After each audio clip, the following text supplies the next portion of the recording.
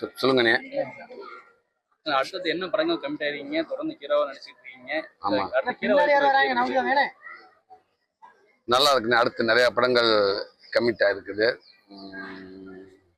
விடுதலை 2 இப்போ ஃபர்ஸ்ட் வரப்போகுது. டிசம்பர் 19, 20 நினைக்கிறேன். விடுதலை பாகம் 2 வருது.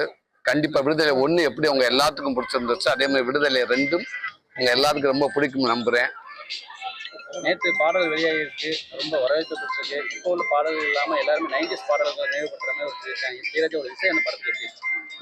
ரொம்ப ரொம்ப நல்லா இருக்குங்க. நீங்க எல்லாம் பாட்டு கேட்டிருப்பீங்கன்னு நினைக்கிறேன்.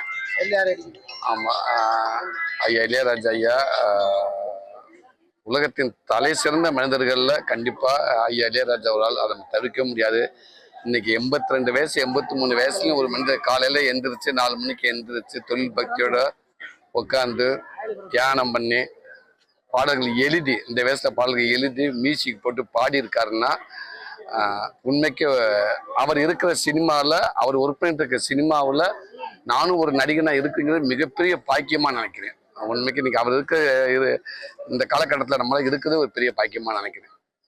இன்னும் அவர் இந்த இயற்கையும் இந்த இறைவனும் ஐயா இளையராஜா ஐயா அவர்களுக்கு உடல் ஆரோக்கியத்தையும் நீண்ட ஆயுஷை கொடுத்து அவர் இன்னும் நம்மளுக்கு பல படங்கள் மியூசிக்கும் பல படங்கள் வரிகளும் அவர் கொடுத்துட்டே நான் வேண்டிக்கிறேன் இந்த முருகன்கிட்ட. இன்னைக்கு மியூசிக் வந்து எழுத்து வடிவில் எழுதக்கூடிய ஒரே இசையமைப்பாளர் வந்து இளையராஜா தான் அப்படின்னு ஒரு வந்துகிட்டு இருக்கு. அந்த எந்த அளவுக்கு அதை வந்து உண்மை. அவருடைய எழுத்துல வந்து நீங்க ஒரு மியூசிக்கா நம்ம கடந்து போயிட முடியாது. எவ்வளவோ பாட்டுகள் வரும், பாட்டை கேட்டு அப்படியே போயிட.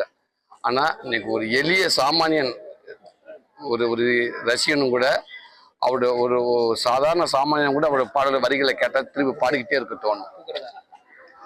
ஒரு பாட்டை மட்டும் இல்லாமல் நம்ம பல ஒரு வாழ்க்கை இருக்கு. அதில் ஒரு அற்புதமான ஒரு வாழ்வியலை கொடுக்கக்கூடிய ஒரு மியூசிக் டைரக்டர் தான் இளையராஜா ஐயா அவர்கள். புக்கு தான் உண்மை. காலத்துக்கு நம்ம படிச்சுக்கிட்டே இருக்க வேண்டிய ஒரு புக்கு தான் அது. இளையராஜாண்டு ஒரு அவ்வளோ அந்த உருவத்துக்கு அந்த உயர இருக்கிற அளவுக்கு ஒரு புக்கு தான் அது. அடுத்தது என்ன படங்கள், எத்தனை படங்கள் நிச்சயமா மேலும் நகைச்சுவை நடிகராக நினைக்கிறீங்களா? வாய்ப்பு இருக்குது. கதாநாயகனும் நல்லா போய்கிட்டு இருக்குது. காமெடியும் நீங்களே கொடுத்தீங்க, கதாநாயகனும் இந்த மக்கள் தான் கொடுத்துருக்காங்க, வரவேற்றிருக்காங்க. போவோமே, தொடர்ந்து போவோம். அடுத்து விடுதலை 2க்கு அப்புறம் அடுத்து விலங்கு வெப் சீரிஸ் அதை இயக்குன டாக்டர் பிரசாந்த். ஆமாம், அவர் கடுன் படத்தை கொடுத்த ப்ரொடியூசர் கே. குமார் சார் அவங்கள தயாரிப்பது அடுத்து நான் நடிக்க போகிறேன். அதுக்கடுத்து திருப்பி இன்னொரு பெரிய ஒரு அறிவிப்பு வரும்னு நினைக்கிறேன். கண்டிப்பாக எல்ராட் சார் கம்பெனிலேயே வெற்றிமாறன் சாருடைய பங்களிப்பு அடுத்து ஒரு அறிவிப்பு வரும். வெற்றிமாறன் இயக்கத்தில் நீங்கள் முன்னாடி நடிச்ச அந்த படத்துக்கு வந்து நிறைய எதிர்ப்புகள் இருந்துச்சு. திரையரங்கில் வந்து காவல்துறையினர் கூட குழந்தைகளை பார்க்கக்கூடாது அப்படிங்கிற ஒரு விமர்சனம்லாம் இருந்தது, எதிர்ப்புகள் இருந்தது. அடுத்த பாகம் 2க்கும் வந்து அதே போல இல்லையா? அதில் விமர்சனம் நீங்கள் பார்த்துருப்பீங்க. குழந்தைகளை ஏன் உள்ள விடலை அப்படின்ட்டு நிறையா எல்லா பேரும் அதை கேட்டிருந்தாங்க. குழந்தையோட நாங்கள் பார்த்துருப்போம் அப்படின்றது. சில அந்த காட்சிகள் ரத்தங்கள் சிலது அதனால குழந்தைகள் பார்க்க வேண்டான்ற மாதிரி தான் அவங்க சொல்லியிருந்தாங்க. சர்டிஃபிகேட் வந்துருச்சு. கண்டிப்பாக இது யூஏ வரும்னு நினைக்கிறேன். ஆமாம், எல்லாரும் பார்க்குற படமாக இந்த விடுதலை 2 கண்டிப்பாக இது இருக்கும். ஆமாம், இதுவும் கங்குவா படத்துக்கான எதிர்மறை விமர்சனம் எப்படி பாக்குறீங்க? ஜோதியா கூட சொல்லியிருக்காங்க, இந்த விமர்சனங்கள் வந்து முதல் காட்சி வெளியாக முன்னாடி இந்த விமர்சனங்கள் வந்து திட்டமிட்டு இருக்கு அப்படின்னு சொல்லிட்டு. எதனால இந்த விமர்சனங்கள் வந்து வைக்கப்படுகிறது? இல்ல, படம் நல்லா இருக்குங்க. நான் ஒரு எளிய ரசிகனா சொல்றேன். எனக்கு படம் ரொம்ப பிடிச்சிருக்கு. என் குடும்பத்தோட போய் பார்த்தேன். நான் என் குழந்தைகளுக்கு படம் ரொம்ப பிடிச்சிருக்குது. நீங்க நெகட்டிவா ஒரு 4-5 பேர் பேசுறாங்கன்றக்கா நம்ம அதை நம்ம மனசுல வைக்க வேண்டாம். நிறைய பேர் பாசிட்டிவா சொல்றாங்களே, எல்லாரும் படம் பார்த்துக்கணும்னு சொல்றாங்க. தமிழ் சினிமாவை அடுத்த கட்டத்துக்கு எடுத்து போறதுக்கு முயற்சி பண்ணியிருக்காங்க.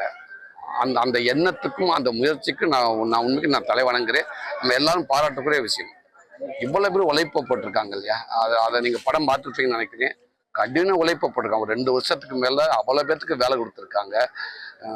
பல கோடி கடனை வாங்கி படம் எடுக்கிற தயாரிப்பாளர் வந்து யாரும் வந்து தான் படம் தோக்கணும்னு படம் எடுக்க போறது கிடையாது. இவ்வளவு இத்தனை வருஷம் ஒர்க் பண்ணிட்டு ஒரு நடிகர் யாரும் வந்து நான் இந்த படம் தோக்கணும் அப்படின்னு நினைச்சு யாரும் நடிக்க போறது கிடையாது, உழைப்பப்பட போறது கிடையாது. எல்லாமே இந்த படம் வெற்றி அடையணும், மக்களுக்கு பிடிக்கணுன்றக்காக வேலை செய்யணும். கண்டிப்பா அது ஒரு நடந்திருக்குன்னு நான் நினைக்கிறேன். இதை ஒன்றும் கண்டிப்பா மக்கள் நிறைய சப்போர்ட் பண்றாங்க, நிறைய பேர் பார்த்துருக்காங்க.